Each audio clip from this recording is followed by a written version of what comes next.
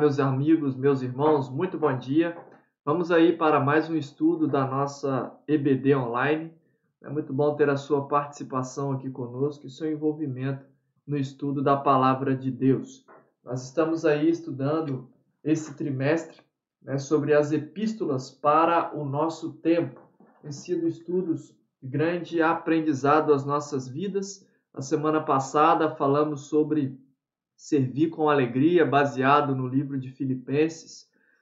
Hoje nós vamos falar sobre a carta aos Colossenses, a supremacia de Cristo. Este é o título, este é o assunto central que permeia toda a carta aos Colossenses. Colossenses tem 4 capítulos apenas, e nós vamos estar trabalhando com este livro aí hoje, nesta manhã de estudo, nossa lição de número 7 da nossa escola bíblica dominical. Vamos estar aí iniciando o nosso estudo, mas antes disso vamos orar ao Senhor. Querido Deus, amado Pai, nós te louvamos por esta manhã e te agradecemos por este momento onde nós temos a oportunidade de meditar e de refletir sobre a Tua palavra. Abençoa-nos, ó Deus, e que o Senhor possa nos abençoar para que possamos crescer e ser edificados através desta carta maravilhosa que é a carta aos Colossenses. Nós te agradecemos e continuamos a colocar diante do Senhor as nossas vidas e a nossa igreja, Deus. Em nome de Jesus, amém. Nós vamos estar lendo aí, Nós vamos estar lendo a palavra de Deus. Eu gostaria de convidar você a abrir a sua Bíblia aí em Filipenses capítulo 1. Filipenses capítulo 1, nós vamos ler a partir do verso 15 de Filipenses capítulo 1. Filipenses 1, de 15 a 23. A ênfase de Colossenses. A ênfase de Colossenses, nós vamos ler Colossenses capítulo 1, de 15 a 23. Os nomes são semelhantes, às vezes a gente acaba cometendo este equívoco. Colossenses, capítulo 1, de 15 a 23.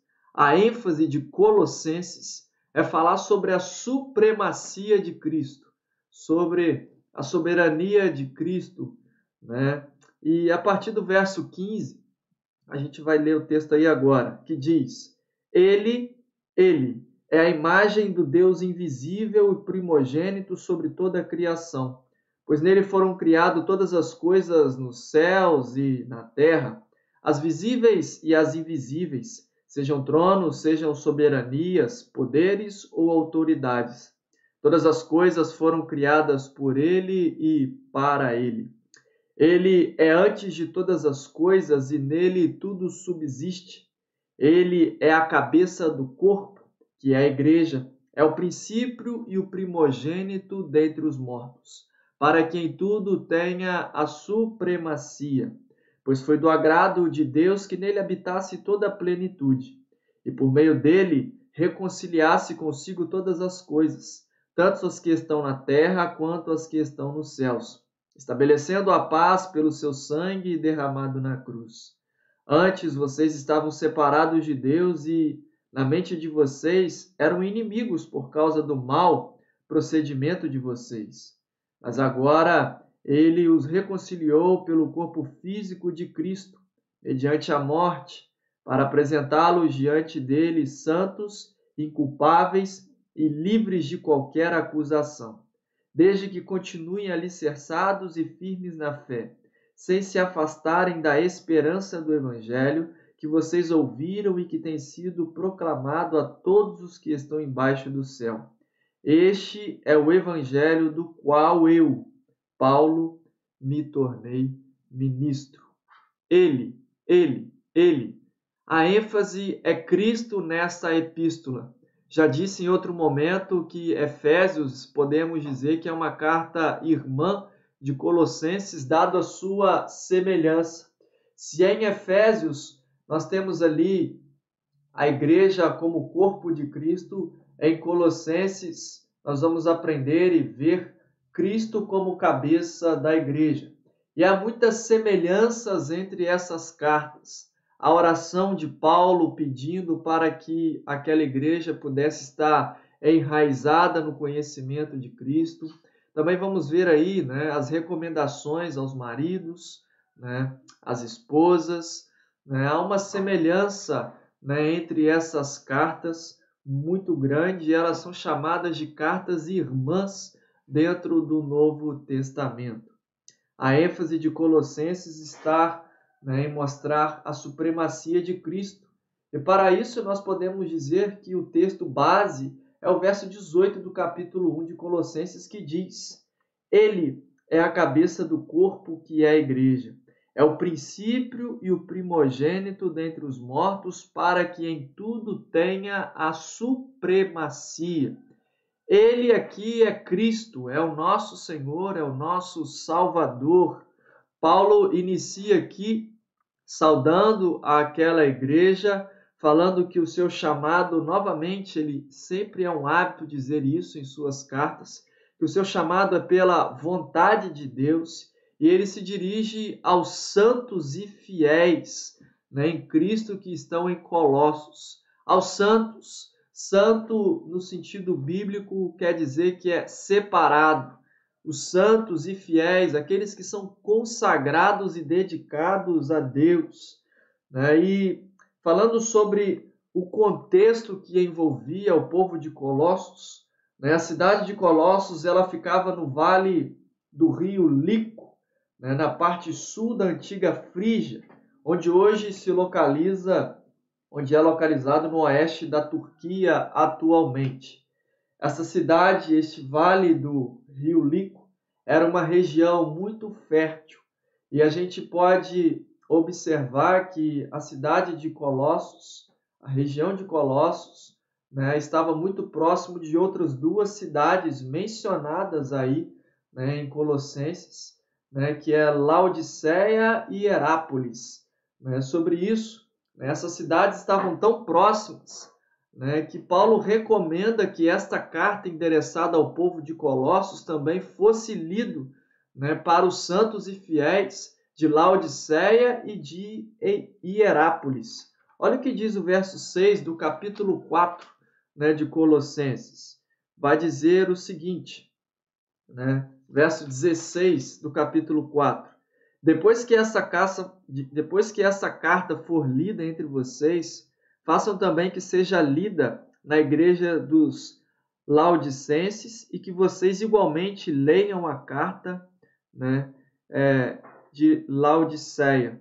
Então, Paulo pede para que essa carta pudesse ser lida também aos cristãos, né, dessas cidades vizinhas aí, dada a sua proximidade, aproximadamente 9 quilômetros de distância, né, que separavam essas igrejas. A igreja de Colossos não foi uma igreja plantada pelo apóstolo Paulo, mas é fato que a sua influência ministerial, né, influenciou o surgimento da igreja, né, entre os colossenses. Possivelmente essa igreja foi plantada, né, por Epáfras, né, verso 13 do capítulo 4 de Colossenses, né, diz que Epáfras foi alguém que contribuiu muito para o crescimento do evangelho, né, no meio daquele povo.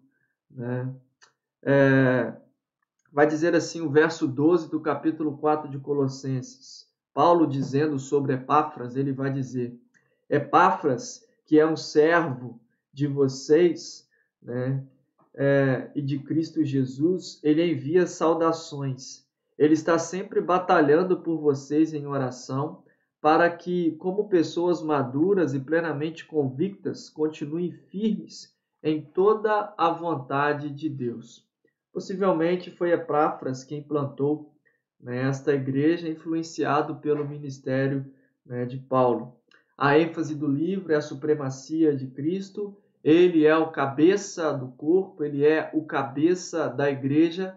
Tudo foi criado por ele, para ele são todas as coisas. Ou seja, Cristo ele tem preeminência.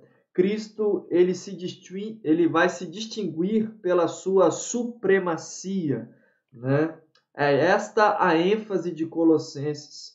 Verso 15, né? Ele é a imagem do Deus invisível, primogênito sobre toda a criação. Não que Cristo foi criado, mas que ele é o herdeiro de Deus, presente na criação. Cristo ele tem preeminência para com Deus.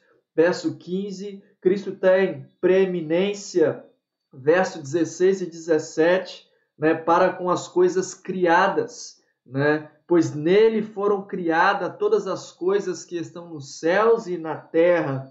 Né? Cristo tem a preeminência para com a igreja, pois ele é o cabeça do corpo, ele é o cabeça da igreja. Cristo tem a preeminência para com a obra da redenção, para com a obra da redenção, do verso 19 ao verso 23, a gente pode observar e fazer este destaque. Ou seja, Cristo se distingue por sua superioridade, por sua preeminência, por sua supremacia. E esta carta ela é escrita com o objetivo de falar da supremacia de Cristo, com o objetivo de combater os falsos ensinos presentes no contexto dos Colossos, o qual é mencionado por Paulo no capítulo 2, onde ele vai defender a obra de Cristo para a salvação, porque é através de Cristo que nós somos aí, transformados. Colossenses também nos ensina sobre o poder transformador do Evangelho. Olha o que o verso 13 vai dizer, verso 13 e 14.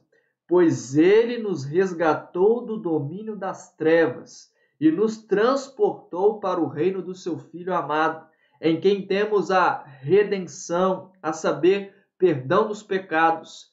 Ele, Jesus Cristo, ele nos transportou do domínio, ele nos resgatou do domínio das trevas e nos transportou, nos possibilitando ser participantes do reino, do seu reino. Ou seja, deixamos de ser filhos das trevas e nos tornamos filhos da luz através de Jesus Cristo. Nele nós temos a redenção. Paulo, no capítulo 2, no verso 8, ele vai dizer: tenham cuidado para que ninguém vos escravize, para que ninguém os escravize a filosofias vãs e enganosas.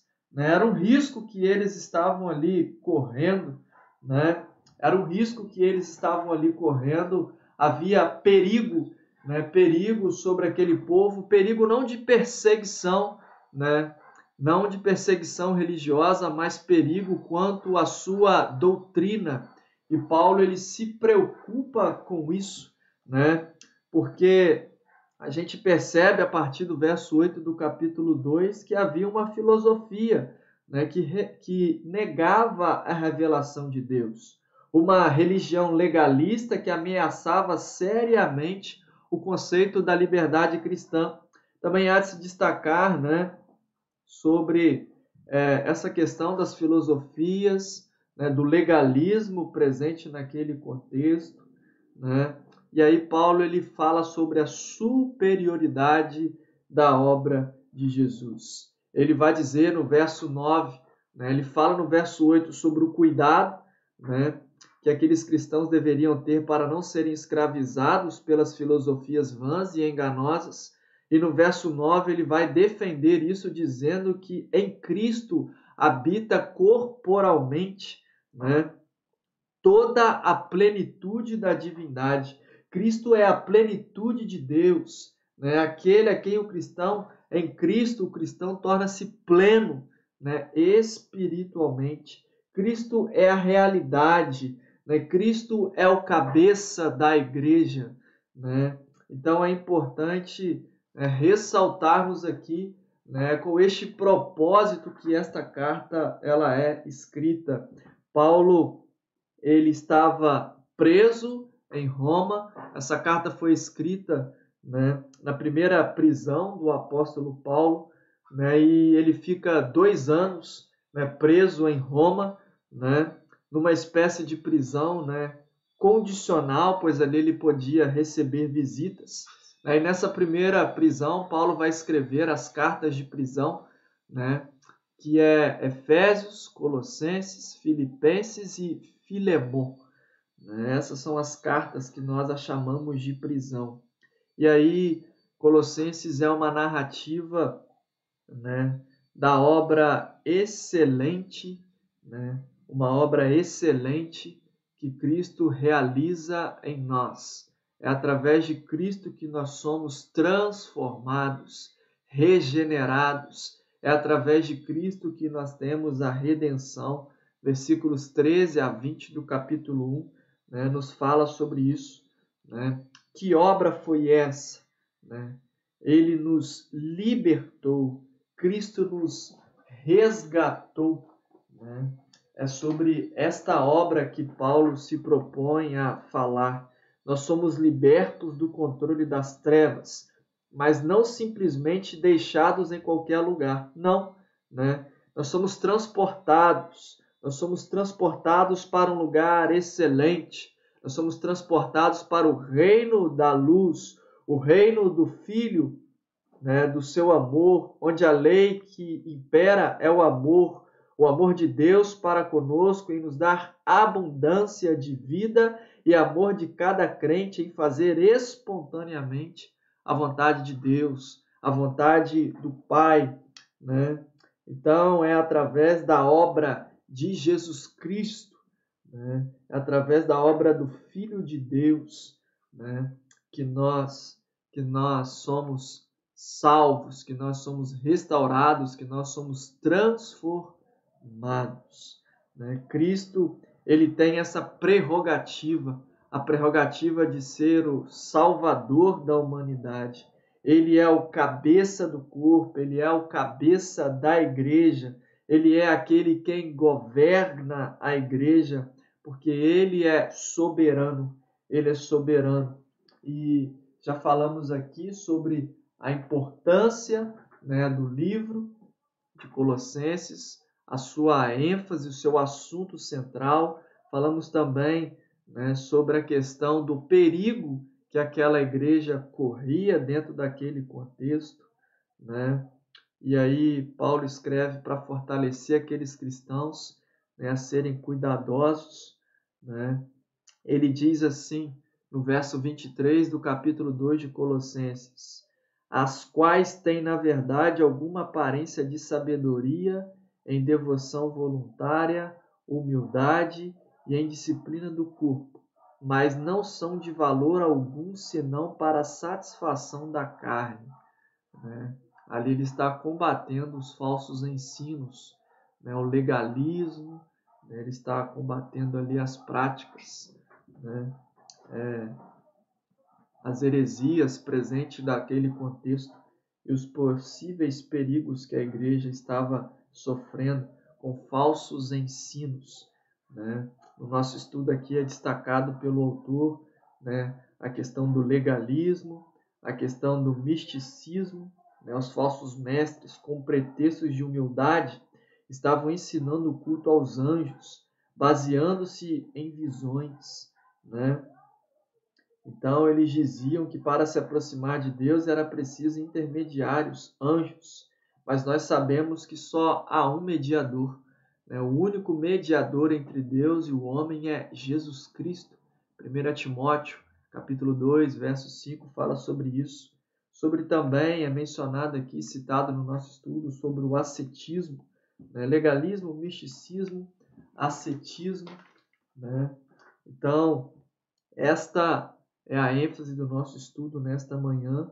Né? E também nós aprendemos com este estudo sobre a carta aos Colossenses, sobre as instruções para um viver, né, de acordo com a vontade de Deus.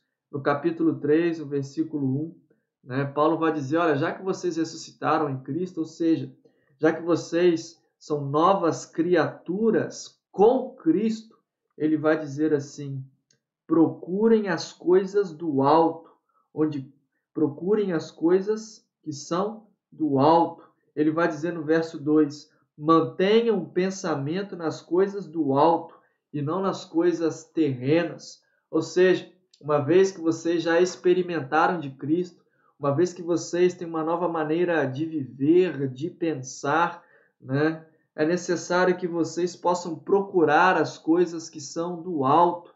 É necessário que vocês possam pensar nas coisas do alto e não nas coisas terrenas. As coisas terrenas são perecíveis, né?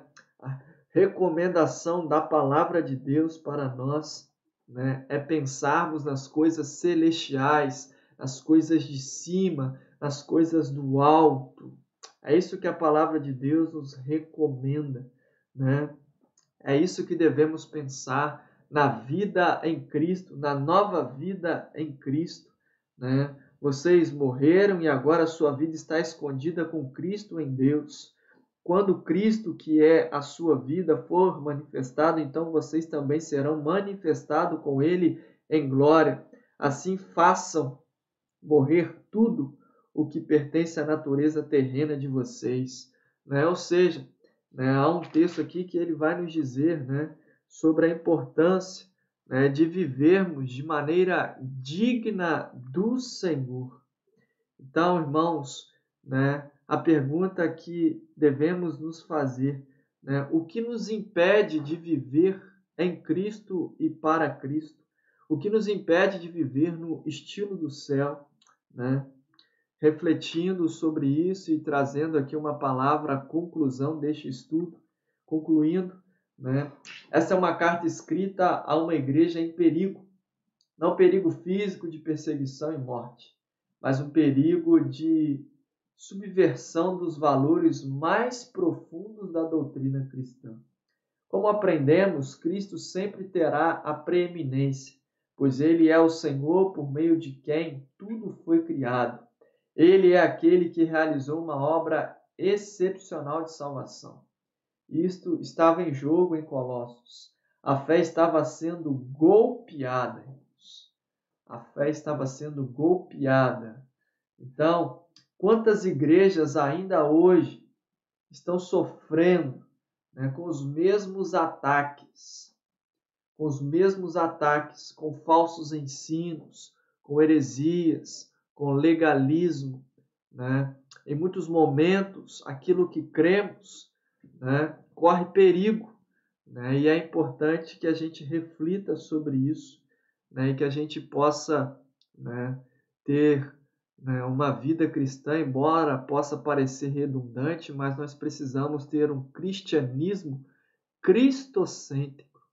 Cristo precisa ter prioridade em nossas igrejas, Cristo precisa ter prioridade e centralidade nas nossas mensagens, nos nossos hinos, Cristo precisa ter, né, preeminência, né, prioridade na nossa vida, na nossa forma de agir e de pensar. Precisamos pensar nas coisas do alto, precisamos conhecer a palavra de Deus, estudar a palavra de Deus, para não sermos levados, né, por ventos contrários, por outros evangelhos, né, que não são cristocêntricos. Que Deus nos ajude e nos abençoe para que nós possamos, né, viver um cristianismo verdadeiro, né, genuíno. Que Deus abençoe a sua vida nesta manhã. Né, este é o nosso estudo. Nos despedimos aqui logo mais às 19h30. Convidamos você a estarmos juntos na casa do Senhor. Vamos orar ao nosso Deus? Querido Deus, amado Pai, obrigado, Deus querido, por esta manhã, onde teu povo se reúne, ó Pai querido, na tua casa de forma presencial. Também queremos te agradecer por aqueles que participam conosco do nosso estudo online neste momento.